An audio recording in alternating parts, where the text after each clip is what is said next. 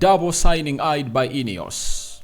Obviously, Brain is the guy's what's the name of this guy? He's known as Branthwaite, and Olise are on the ladder of Man United, and they've been here for a very long time from the January transfer window linked to Man United, meaning that the interest might be gaining to see to it that Man United is obviously getting in these people. And we've also gone ahead to hear from our Hansen-Aarøen, who is now, I think he plays for Werder Bremen now in Germany, on why he went ahead to exit the club of Man United. One of the talent that I really felt like he could obviously be the next person to break through, but I was really worried about his size, and his size means the way he obviously goes ahead to obviously have his physique, because Ten Hag always likes players with physicality in there for you, but looks like this guy was sold in the January transfer window to Werder Bremen. So let's see close to how many likes much in this video. 200 likes much in this video, and don't forget to subscribe so as not to miss out on stories that we do upload in here on a daily. Now we are really here to take you to where you deserve to be, and I'm gonna be here to really break this down for you. The African Cup of Nations finalists are known. It's Nigeria versus Ivory Coast, and if you are an African player, if you're not African who would love to obviously enjoy the final, this would be the best final. One, you're having Nigeria, one of the biggest populated teams in the world, or populated teams in the world, to face the hosts. Remember, the hosts are going to be having lots of tickets, and it's going to be like an 80,000 seater capacity stadium. So if it's between 60 and 80,000, then Nigeria will be given like 20,000 tickets. Even Ivory Coast will be given like 20,000 tickets. Then the remaining tickets will go to the people that have gone ahead to obviously be neutrals. And I know they are going to be very huge supporters coming in through to watch this final. You know, Victor Osimhen has his supporters from Napoli that have been here for some long time, and they've been supporting him. So you expect more people to come in from Europe to fly in Ivory Coast and watch the final that is going to be played on this weekend. So that's a very huge update I wanted to obviously bring to you right now before we went into this huge story. So we thank God for the gift of life. The Muslims, Barakallahu fikum. Now let's get straight into a story being told us by Mark Douglas, a Northern football correspondent or reporter for the iPaper Sport. And this is what he went ahead to obviously tell us, and we said, who are we not to come in through and obviously break this down. Now, Everton centre-back Jarrad Branthwaite and Crystal Palace winger Mike Olise are on United's ladder. I've been here talking about Mike Olise, and before I go to Jarrad Branthwaite, let me first talk about Mike Olise. Mike Olise, young player, but recently we've had fears with his injury problems. In the game they played over the weekend, Crystal Palace was playing which team? I think they're playing Brighton. He spent only 11 minutes on the field of play, and he was taken back all off the field of play because of an injury. And remember, he has been having recurring injuries that have gone ahead to affect his career on a very regular basis, and we cannot obviously trust him when it comes to really playing this kind of football. And that is the red flag that I've gone ahead to find in his career, linking him to Man United. He's a very good player because Manchester City want to sign him, Arsenal are looking after him, Liverpool, and very many other teams, meaning that he is a quality player. Now, the physios of Man United need to sit down and really gauge what we call the physio assessments coming in through from the medical department of Crystal Palace and see what exactly is wrong with this guy, because we are not here to sign players who are gonna really be injury prone. I hate injury prone players, and what is shocking me is he hasn't been an injury prone player, but at the beginning of this season he has looked to be one. I don't know why, because even when Chelsea had gone ahead to make a bid for him before they really got denied or snubbed and they went in for Carl Palmer, this guy got an injury and he was out for some months, and he returned after the season had gone ahead to start off. You know, when he returned, he played some good games, played like 5-6 games, and he got an injury again. Then he returns, get an injury again. So those setbacks are really bad for him. He has been really having a very fantastic season. He's really having some good assists. Are they 6 assists this season and some good number of goals? So he's doing wonders. And last weekend, but one, he went ahead to score a goal that was a beauty, and he had to assist. He obviously headlined that much. But I love him as a player, but we need to obviously assess him better as far as the injuries are really concerned. But INEOS is trying to scout players that can fit exactly into the system. And I know Omar Berrada is at the helm of this because he knows to it that Man City was interested in this player and they are going all smiles. And that's why Manchester City have gone ahead to start to sign their players hurriedly. They've gone ahead to obviously, is it, what's the name of that guy who plays for Girona? Man City have gone ahead to agree a deal. So they want to start, is it Savinho?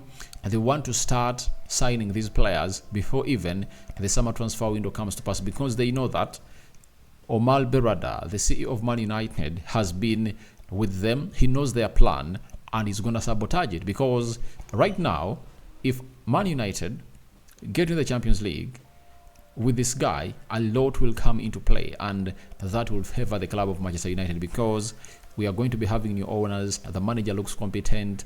Players, they are attractive. The project of the plan of the team and the entire project is really very vivid for the side of every player, and I think we are gonna get the best. If you're having Paul Mitchell, Ashworth as the CEO, and Ashworth as the director of football, and Paul Mitchell head of recruitment, then the rest is history. The rest is history. You can get any player. With those people with you, you can get any player that you want at Man United, and nothing can stop you. So even this deal, I know if United is to do it, they should convince this player before City comes in through. And City also want to really get in this guy immediately. So it's really one of those moments that he will ever want to watch and see where he's gonna go. But for me, I love Olise. I would love to see him alongside Amad Diallo, and want to see Anthony out of that club of Man Hill, because I don't think he's gonna really make huge movement. But I've always told you, he's coming in through will obviously depend on to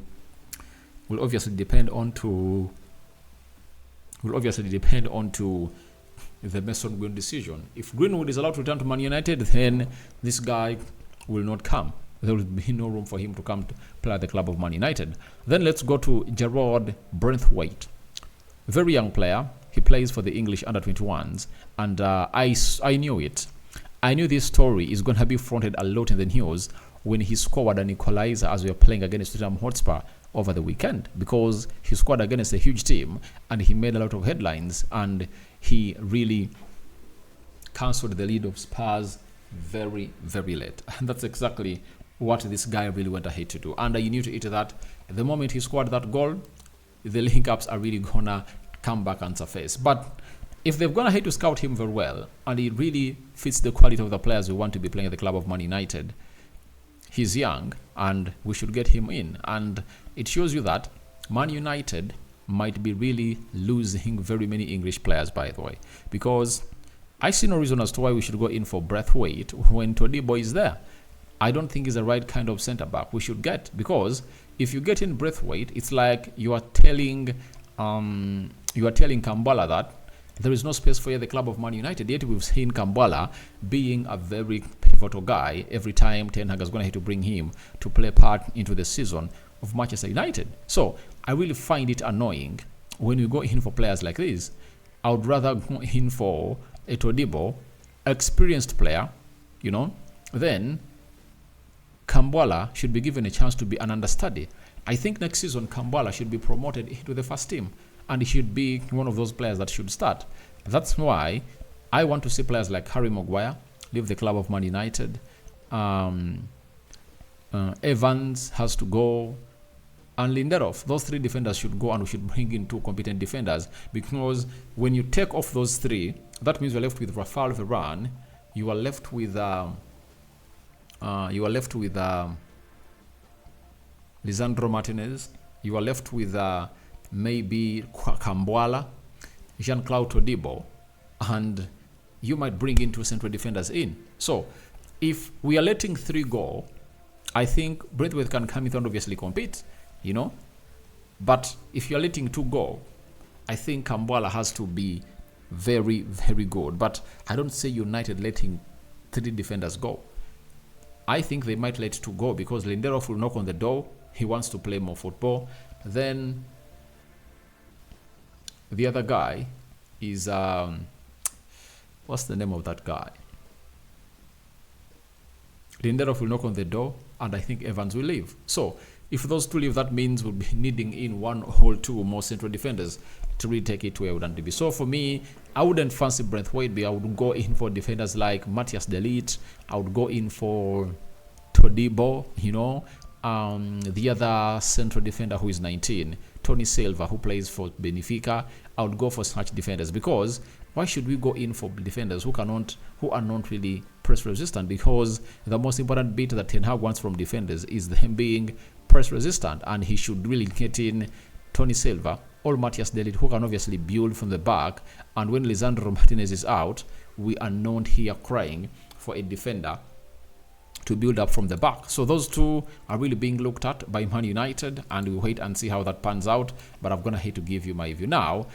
This boy really left, and I never even did a video for his departure, but Hansen-Aarøen, this Norwegian, is really great, and I've gotten his speech today after the departure of Manchester United. Remember, he signed for Werder Bremen, but United have what we call a sell-on clause, and when they are buying him, they'll have to first really fail to match the asking price of Werder Bremen. That's when they will obviously fail. But if at all they meet the asking price of Werder Bremen, then this player will be given to them. And I think this has been a very good deal, because this boy might obviously be one of the best, because he's really talented. And I think we went ahead to get what we call first refusal rights before they obviously sell him.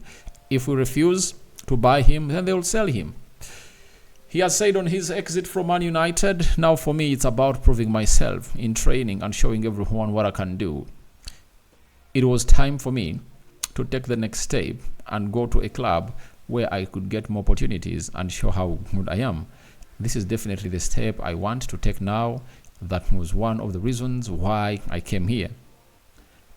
I want to play men's football now, and I feel ready for it. Obviously, at the age of 19, if you see the likes of Garnacho, Kobe Mainoo getting into the team of Manet Foson, Omori, and very many others, the Kambalas, and you are not getting into the team, however much Ten Hag is telling you that you are good, you are going to get into the team, you feel like time is running down for you. And it's obviously good to seize the opportunity to go to teams like Werder Bremen that are willing to give you what we call first team football. And Aarøen is a very good player, I tell you. He's a very, very, very, very good player. And I would like to confirm to you that Werder Bremen is his new home, and he's playing football that side. And let me check, in the previous games they've gone ahead to play, whether he has gone ahead to obviously be given a chance to play. Let me see. Aarøen Hansik. Not even on the bench. All right. When they played Bayern Munich,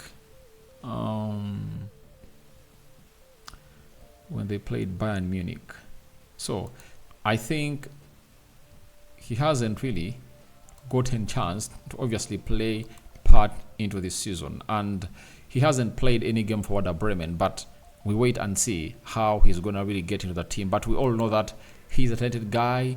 I never wanted us to lose him because I know his potentials, but you just look at where he's gonna play, and you ask yourself, there is no position for him, and his physical attributes don't really give him an urge to bring to the team of football. If he had a very good build-up like that of Kobe Mainoo, he would have gone ahead to obviously get into the team.